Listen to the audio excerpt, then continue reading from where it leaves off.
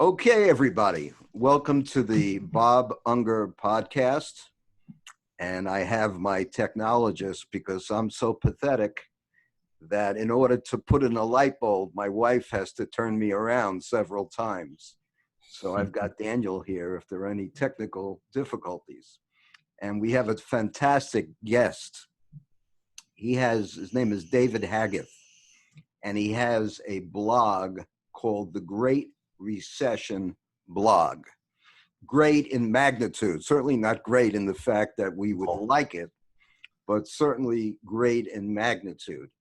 Well, as I like to say, it's been a great recession for some, but not most of us. Exactly. 1%. And I highly recommend to everybody, all my followers and all my friends, and I've got quite a few. I also have quite a few enemies. But for any of you who want to really get an education from a guy who calls it as he sees it. He's a baseball umpire. If the ball's over the plate, he calls it a strike. If it's not, he doesn't call it a strike. And that's what we need in this country, people who care about the truth, not people promoting an agenda regardless of truth, but people who want the truth, because the truth, my friends, set you free. So, David, here we are. I think the market's down today about 790 points, something like that. Mm-hmm. And the National Bureau of Economic Research, which officially declares something a recession, did so. And basically, they are saying that the recession started and the expansion ended prior to people thinking about coronavirus and walking around with masks.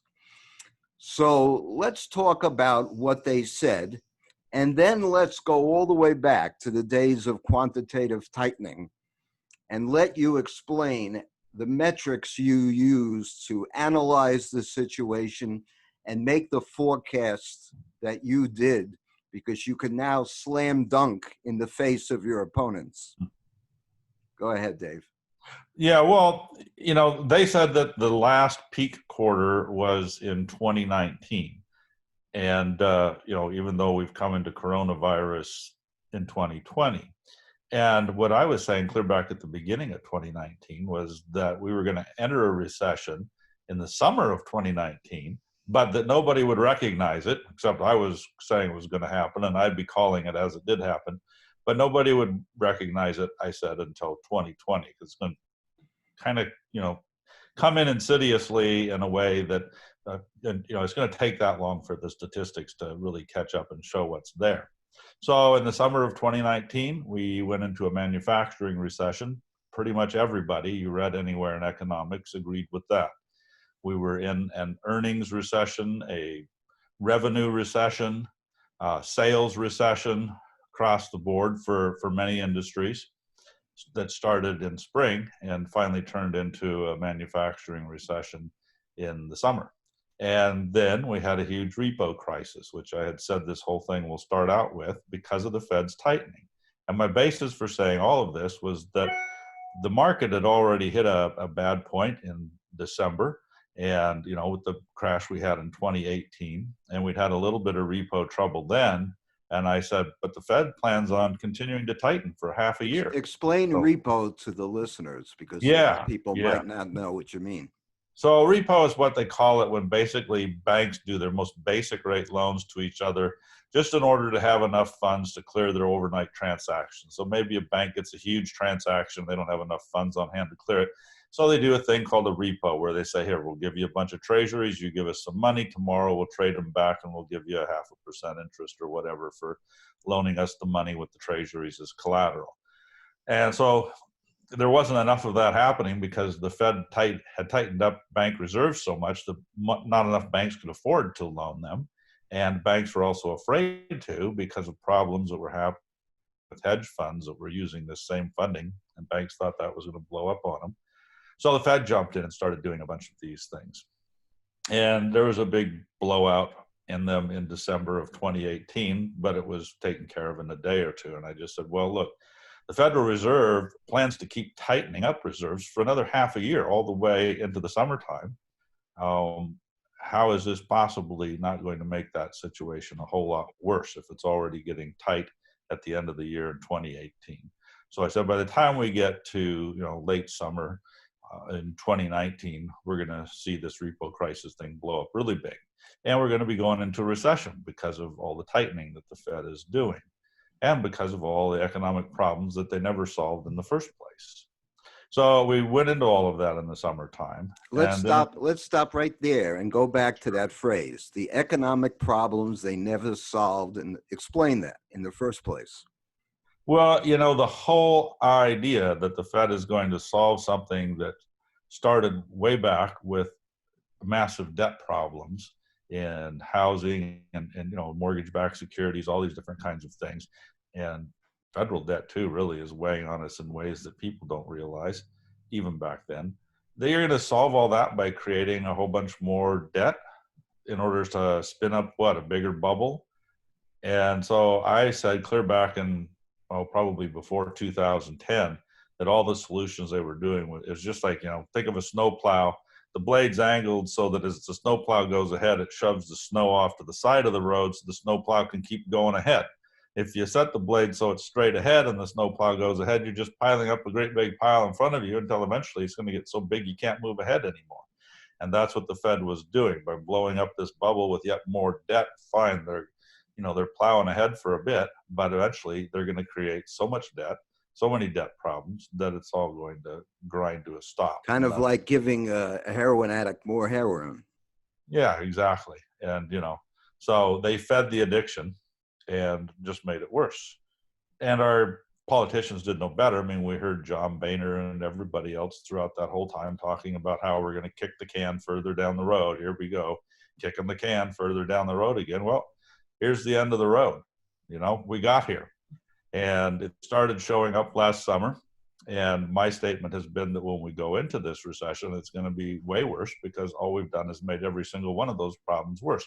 Other things the Fed has done to make it worse are things like, banks were too big to fail. So what was the Fed solution? Well, let's have this too big to fail bank buy that dying too big to fail bank, and that'll save it that way. Okay, well, now all we got is a big, giant, too big to fail bank with a big chunk of cancer in the middle of it that it just added. How is that better? And we made it bigger. And all the banks that were too big to fail became bigger because they got bailed out, and they used the bailout money to grow, to buy other banks. So we didn't solve that problem. And you can look at just about everything the Fed has done, and rather than solving the problem, I just gave it enough money to keep it going for a while longer. Well, a lot of people, including you, would argue that even before this new year, all of the major important indicators from shipping and things like that were already pointing severely down. Could you go through some of those things? Well, like, for example, when I talk about a manufacturing recession, and then in the fall we went into a services recession. One of the gauges that people commonly use for that is called the Purchase Managers Index, PMI. It looks at what industries are doing, what they're buying, what they're it's kind of a broad metric of a lot of different things.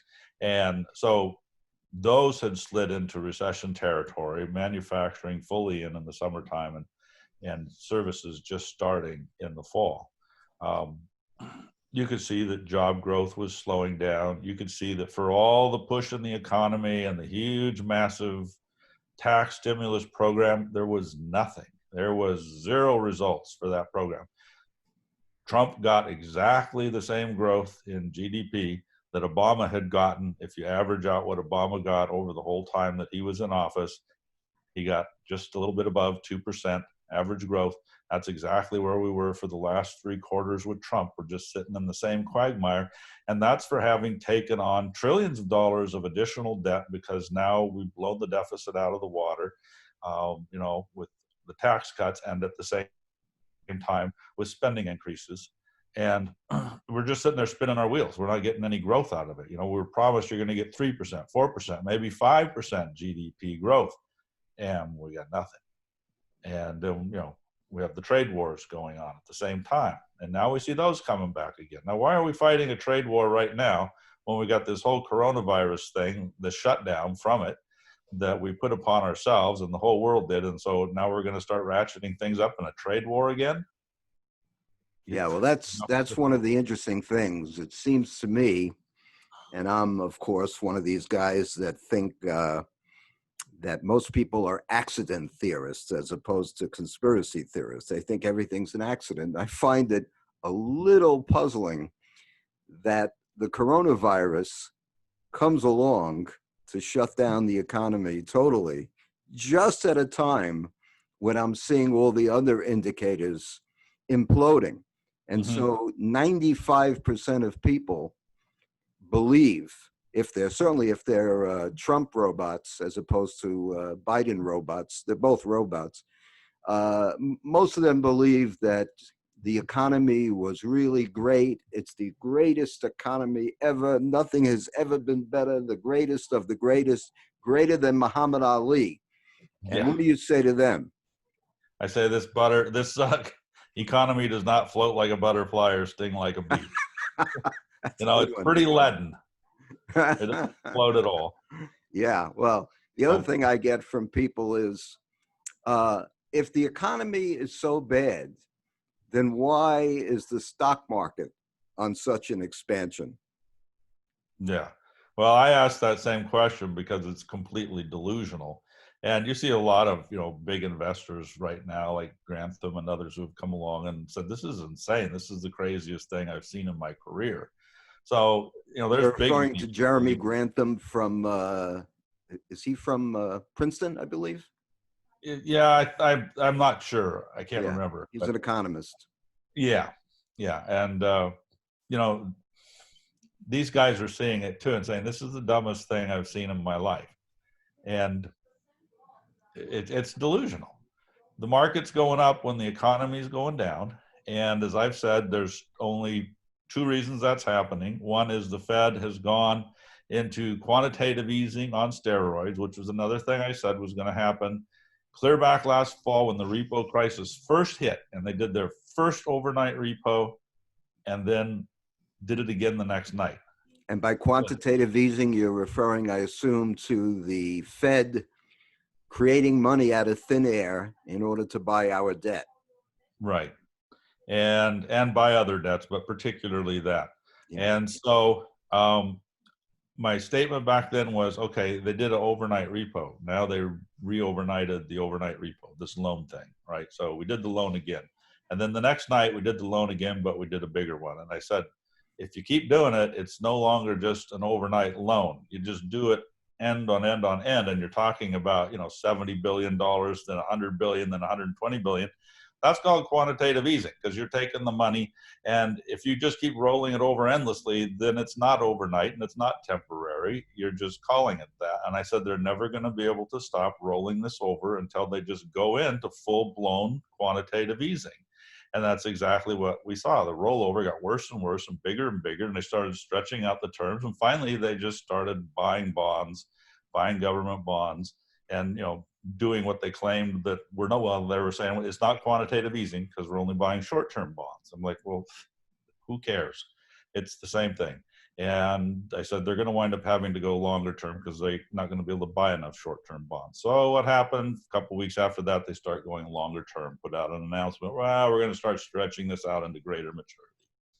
And finally, then when the coronavirus hit, that gave them the excuse that they needed in order to just go all out with this and just, say, call it quantitative easing again. We're fine with that. We're going to, they stopped pretending that that was not what it was. And so you get this huge amount of money from the Federal Reserve that's going back into the economy, and that works its way into the stock market and helps push stock prices up. So there's that. But this time is different because usually that's all it took. And the market did not wait until the Fed started. All the market needed was the news that it was going to happen, and the market would take off each time the Fed did one of these programs of quantitative easing. This time the market was falling badly, and the Fed said it was going to do it and started to do it, and the market didn't respond, and the Fed did more of it, and the market didn't respond, and the Fed did more of it, and the market didn't respond. For 2 weeks, the market kept plummeting while the Fed was doing its quantitative easing. And then finally, when it got down to a reasonable resting point for any giant fall, because it was one of the worst falls in history, so the market stopped and took a breath, and everybody started betting on the second thing that I said is important here, this V-shaped recovery narrative. It's one thing for the Fed putting the money in the market, but clearly the market kept falling so long as we thought that, hey, this COVID thing could just get worse and worse, and we don't know where.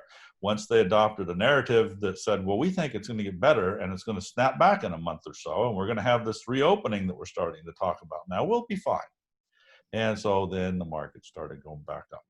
So I said there's only two things will bring this market down now. One is Fed pulls the plug on its quantitative easing again, or the other is the COVID news comes back into the headlines as, oh my gosh, it's getting worse and worse. And I said, either one of those things will be enough to stop it. Well, they both happened on the same day. The Fed started rounding off on what it was doing with the money printing, and COVID news came out, and the market took a plunge again. And now today we see it doing yet again, because today the headlines come out that, oh my gosh, COVID-19 is breaking out all over the place again. It's bigger than ever in Texas, bigger than ever in Arizona, Florida.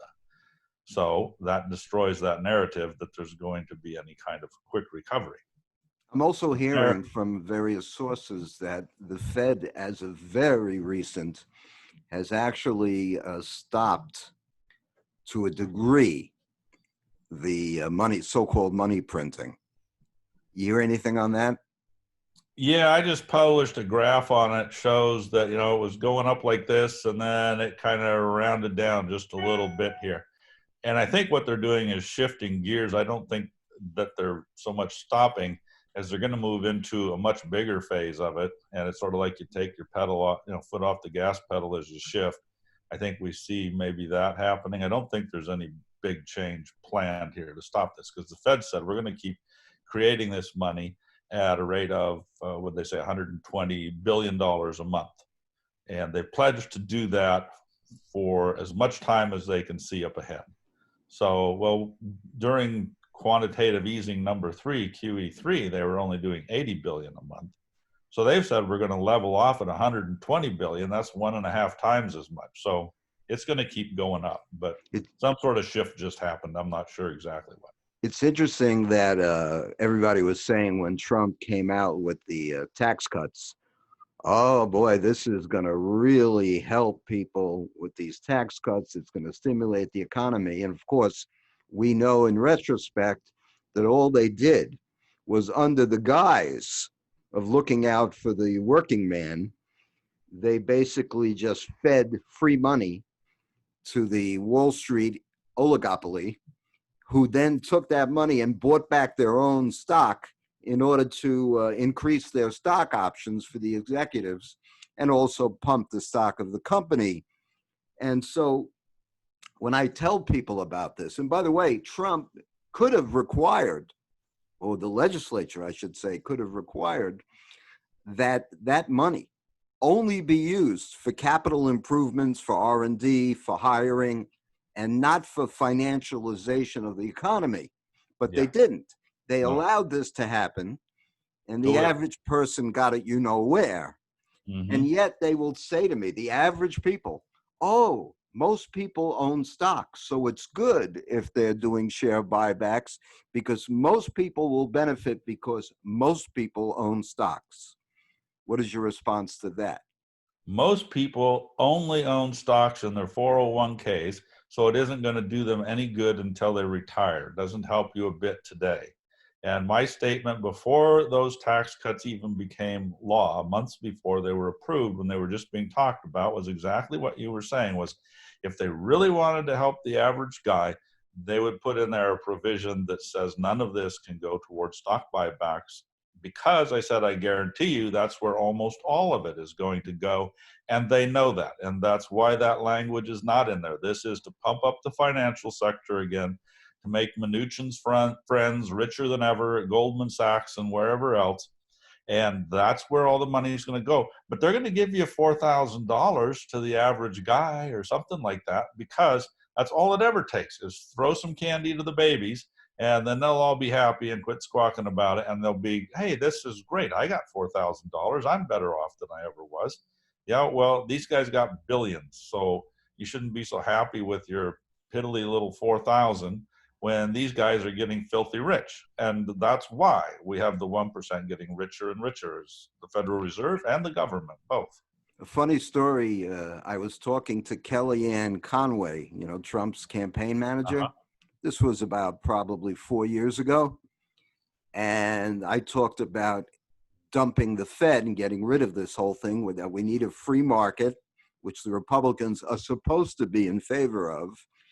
And when I told her that the Fed is nothing but a Politburo that sets the price of money, totally unconstitutional, totally against the free enterprise system, she looks at me with an arrogant look and she says, "Oh yeah? If you're so smart, what would you replace the Fed with?" And I said, "How about replace it with nothing?" Yeah, exactly. A free market. Worse off. These are the Republicans. In fact, Ron Paul once told me years ago that when he was in Congress, there are many Republican members of the House who still think we're on the gold standard. Literally true. Yeah. This is what you're dealing with. So it's a very frustrating experience. How did you, by the way, get all this knowledge, and how did you get so interested in this subject? Well, they call economics the dismal science, so it's hard to get interested in it. And I was never interested in it, and it's kind of hard to get sometimes people interested in listening to stuff about it. But what happened was, when the housing market blew up, I was in property management. I managed some resort properties in Hawaii, and I saw that real estate there was, had gone into a slump. And I was talking to, and it just dawned on me, I've been thinking about how real estate prices, because I'm not an economist, how real estate prices keep going up and up. How is this happening? I mean, it's getting so insane. Nobody can possibly afford these houses, not just in Hawaii, but in all kinds of places this was happening. And, as I looked at it, I thought, well, it's because they get these adjustable rate mortgages that allow them to get in way below what their income would normally qualify them for. And they know that the price is going to go up. And so they can flip the house in 4 or 5 years before that interest rate goes up to anything that looks like real interest. And they'll make money on it, and they can buy a new house, and they can keep doing that. And I thought, well, that only works so long as the prices keep going up. What happens if the prices don't go up and you get to that date when your adjustable rate is going to suddenly, quintuple, and you can't flip the house? I said, those mortgages are going to crash. These things are time bombs. And so we'd kind of been in that state for a bit. So I was talking to a real estate guy about it, and he thought I was nuts. He just basically said, "You're an idiot." He goes, "This is just a slump." I said, "No, it's not a slump, because we've priced all this stuff to absolute perfection. Banks have zero down payments that they're taking on this stuff, and there's no room, no margin for error because of that. So it will only take a matter of months before this starts going down and they start defaulting on some of these mortgages. And when that happens, it's going to take the whole real estate industry down, and it's going to take banks down, and it's going to be a global economic collapse, because there's so much of the economy that's built on it." And of course, he thought I was totally insane. And I told my wife, she had her family had a small family estate, it was just a little thing. But I said, they've been holding on to it for 5 years because, hey, property was appreciating so much, it's better than money in the bank, so let's hold it. I said, pressure your family to sell it, because this thing's coming down in a matter of months. They need to sell now while the market's hot and get out. I said, and they may not like you for pressuring them, but push as hard as you can, because this is going to be a disaster. And she believed me, and she did that, and they eventually capitulated and sold just 3 months before the whole market went down. I saw that no economist saw this coming. I saw that the Federal Reserve was saying there's no recession anywhere in sight. And I thought, how can all these guys miss that? I'm just out here in the real estate world, managing real estate, seeing what's happening, going, this is obvious, guys. This is a train wreck ready to happen here. And everybody's telling me, oh, no, it's nothing. I'm like, how about the quote from Larry Kudlow? Yeah. You remember that one? Yeah, what was that, back in 2007? Yeah. When George Bush was said we have a Goldilocks economy, and there is virtually zero chance Zero. of a recession. Not even 10%. Zero.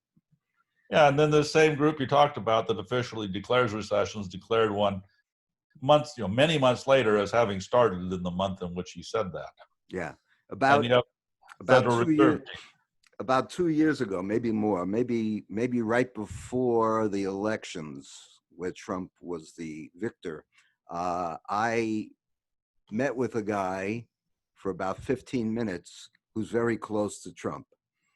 And I said to him, how could you not, if Trump gets elected, appoint David Stockman to the Treasury or Office of Management and Budget, whatever, like he Uh-huh. was with Ronald Reagan.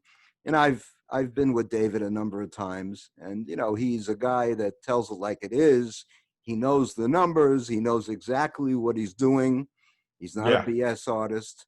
And you would think if they wanted to have qualified people, he would have to be at the top of the list. Yeah, instead they pick his old protege or colleague, whatever, Larry Kudlow, to be at the top of the list. Yeah, who completely reversed himself, kind of like Alan Greenspan, who was a big Randian disciple and claimed he wrote an essay called Gold and Monetary Freedom and extolled the free market and the gold standard. And then he gets into power and he becomes a reincarnated Janet Yellen. I don't know. How do these things happen? People just sell out. Yeah. And you got back when Alan Greenspan was in and this whole housing thing was developing and Bernanke was there at his side. You have Bernanke saying, in what was it? I think June of 2008, just before Bear Stearns went down, that there wasn't a recession anywhere in sight, and he was standing knee deep in the middle of one already because it was ultimately declared to have started in 2007. As he You was know, talking, he was sinking into the quicksand. exactly. No, nothing in sight. He says Nothing to with see. blinders on, so he can't see anything. Well, And so that's what got me started writing on it. I just thought, this is nuts. These people can't see it. And I'm out here in a place where real estate is real hot and it's sinking here. What's it doing elsewhere? Um, and that's where I got started writing on it. And then mostly the things that they were doing were ticking me off so much I had to write just to vent. Because I was like, this is not making the situation better. You're bailing out all these fat cat bankers. You're helping them keep their bonuses. And it just got so disgusting. yeah. What is your prognosis now that they've kind of re-blown up the bubble in real estate? Where do you see that going? Well, they took the dot-com bubble and then they blew up a real estate bubble to replace it. And then when that all crashed, they blew up, as David Stockman talks about, the everything bubble, where they, a bubble in bonds and a bubble in stocks and a bubble in real estate's been reinflated because they got all those prices back up. So I see all of that coming down. And that's what I said from the very beginning back in my, snowplow analogy, was that the mountain of stuff that they're pushing directly ahead is going to be way more painful to deal with when we got to deal with this huge mountain we're pushing up than if we just dealt with it as we go and shove it off to the side and keep shoving it to the side and work our way through it. We'll be out of it in 8 to 10 years. Instead, in 8 to 10 years, we're going to have a mountain that's so big the pain of dealing with it is going to be, I don't know. There is no dealing with it at this point. It's going to crash and fall apart in chaos. And it's just a matter of trying to figure out, as you go, which pieces are going to fall first so you can try to play dodgeball and get out of the way of them. There's But a great book by James Grant called The Forgotten Depression. And he talks about the depression of the 1920s and how they refused to bail out the banks, basically. And it lasted about a year and a half. It was also related, similarly to now, to the Spanish flu. But because they refused to bail them out, people, to a degree, learned their lessons. And, that gets into the subject of moral hazard, where if you go to Las Vegas and you lose your money, but then the government is going to give you the money at the expense of the taxpayers and at the expense of the value of the dollar, then they're never going to learn their lesson and they're going to keep doing it. right. And we're in this vicious cycle as opposed to a virtuous cycle. And what do you say about the people saying, oh, if this wasn't working, the market would never have gone up from 19,000 to now roughly 25.8 or something like that. Look at the big move we've had. This is a V. Oh, if the recovery wasn't working, you mean Well, the they're saying, COVID yeah, they're recovery? saying if we weren't in a V, how couldn't the Right, market run right. up that way? Yeah, well, the big mistake that a lot of people make is they think of the stock market and the economy as one and the same. So when they look at the stock market and they see a V starting to form, they say, "Hey, look at the economy's in a V-shaped recovery because there's the V. I can show it to you right on this graph." No, that's a V in the stock market. The economy and the stock market are not the same thing. Now, for a long time, when the market wasn't completely rigged with the Fed pumping all of these trillions of dollars into it, the stock market did generally reflect where the economy was and where it was going. But it's decoupled from that for a long time. And now all the stock market is showing is its own euphoria. It's not showing what the economy is doing. And that's why it's going to be a train wreck is you got the stock market going, taking off in this, straight on up V. And it appears that the economy is, and what I tried to let people know ahead of time is don't be fooled by this. They said, when we have our official reopening in so many states all at the same time, there's going to be a big bounce. There has to be, because you manually pulled a big circuit breaker and you shut the economy down all over the globe. Now, if you flip the circuit breaker back on and all these things start back up, you're going to see the biggest economic bounce we've ever seen. But it's because, we dropped 40% or whatever, and you hit the breaker and all of a sudden you're back up 20%, and it looks like, boy, we're rocketing to the moon. But that 20% is going to fall off pretty quickly because there's a lot of stuff that's not going to come back. When you have a big industry, a big factory, and you shut it all down, and then that day comes when you go to start up, there can always be, and often is, a problem with big equipment breaking down on the startup because it puts a lot of stress on things, and everything doesn't always start up the way you want it to when you got something that big that you want to restart. And we got a whole global economy. So we got the biggest of the big things that have ever been restarted with flips of circuit breakers. And it's not all going to restart nicely. So, yeah, you get this V, but I'd say, well, instead of being a V, it's a check mark. It's going to go up a little bit and trick everybody into thinking, oh, well, hey, the V is in. It's happening. Nope. The analogy I make is if you're a baseball player and you're 1 for 100, and then in the next day you get 3 hits. Well, by percentage, your batting average went up quite a bit, but you're still not doing too well. Exactly. So it's kind of like that.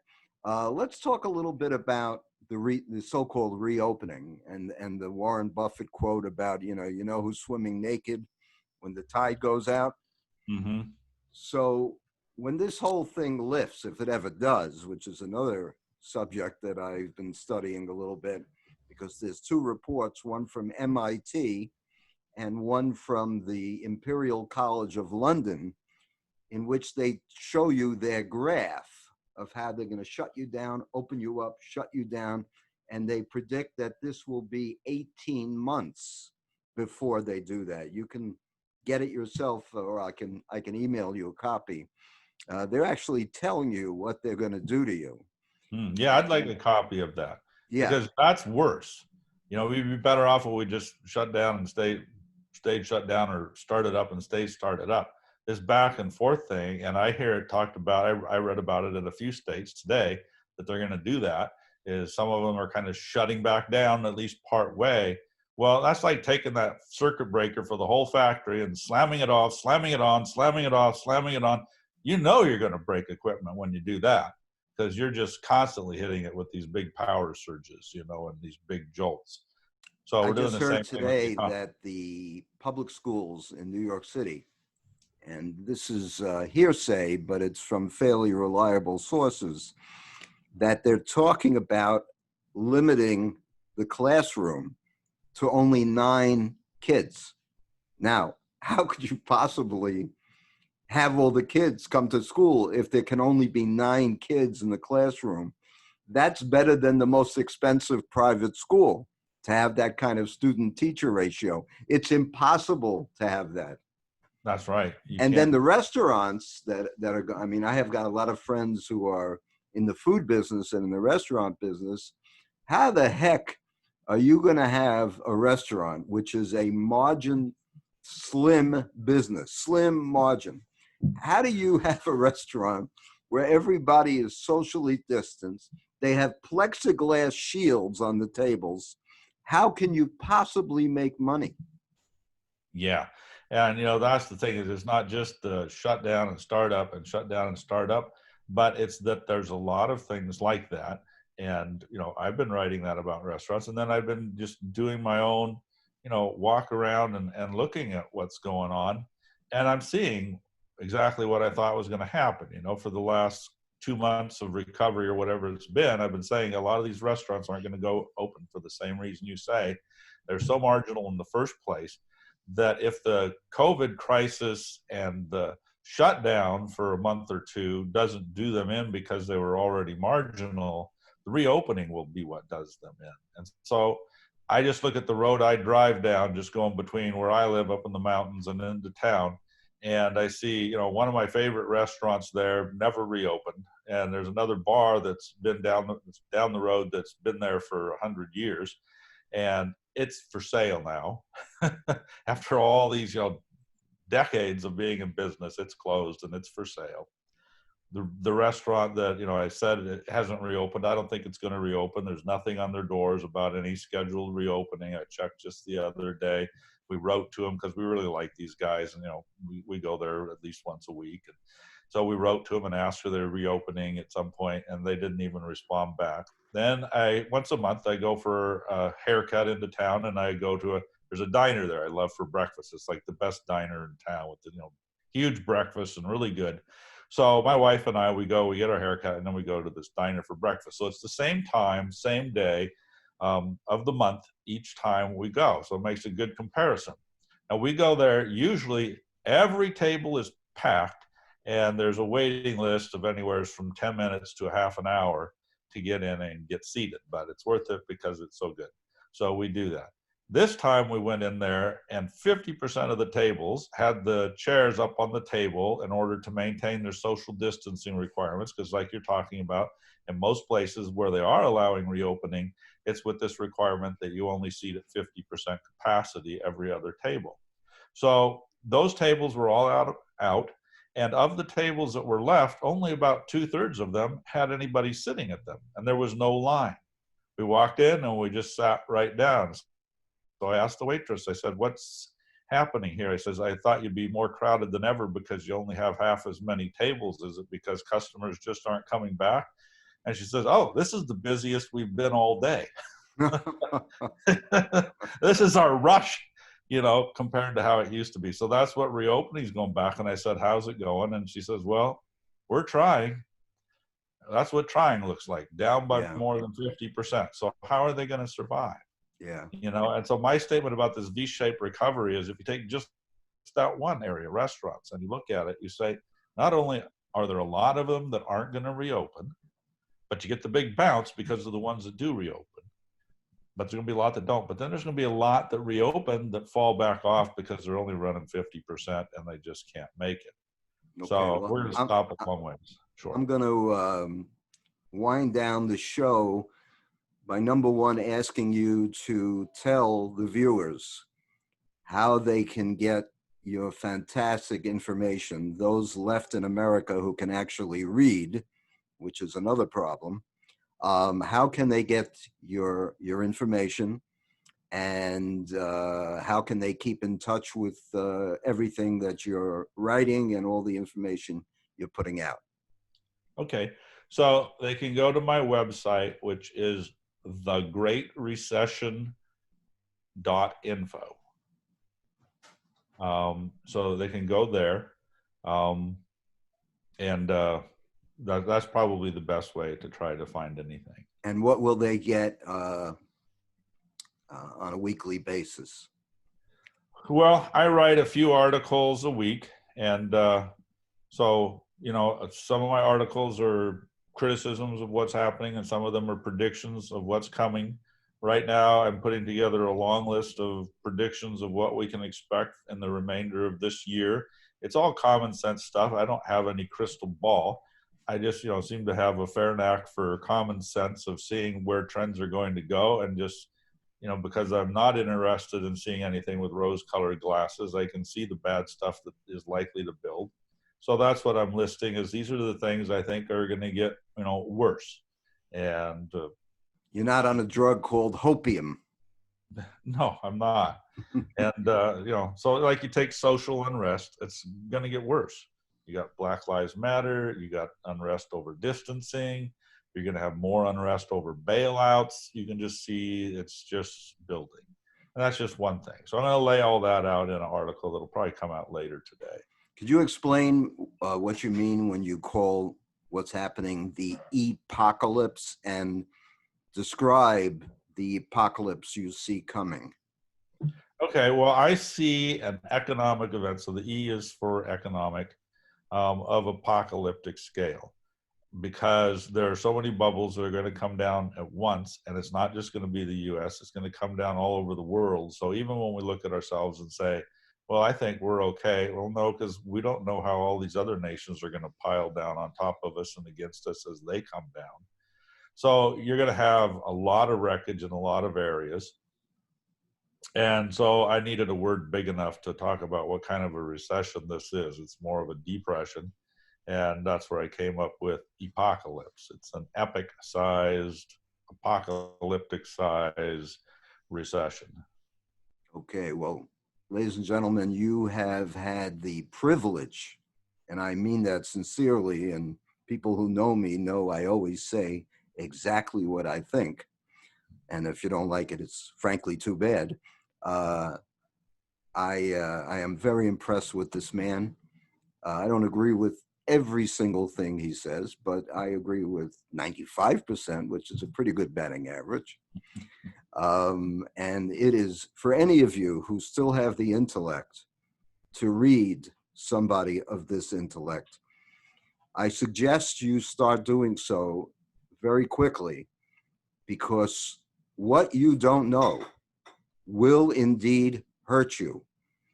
One of my heroes is a man named Zeev Jabotinsky. And in 1936, he traveled to Europe, primarily Germany. He had purchased a number of ships to take the Jews out of Europe. And he warned them, you better eliminate the diaspora, or the diaspora will eliminate you. And of course, they said the same things to him that they'll say to you or to me. You're very negative. Why can't you be positive? Everything's going to be fine. It always worked out. This is America. Oh, it's America. I didn't realize it was America. I thought it was Ireland. I was fooled. This is the type of nonsense you'll hear from many, many people who are living in a world of inanity, if that's a word. They're inane. And the people that listened to Jabotinsky benefited themselves because they got out of harm's way. And so what David is trying to do for you folks is get you as best as humanly possible out of harm's way. And David, God will bless you for what you do. You're a truth seeker. You're a true American, according to the principles that built America: truth, liberty, and freedom. And I thank you very much. Well, thank you, Bob. I've enjoyed the conversation. All right. You take care, man. Thanks to your production manager there, too. All right. He's the best. All right. Take care. We'll see you later, Dan. Bye, Bob. Bye-bye.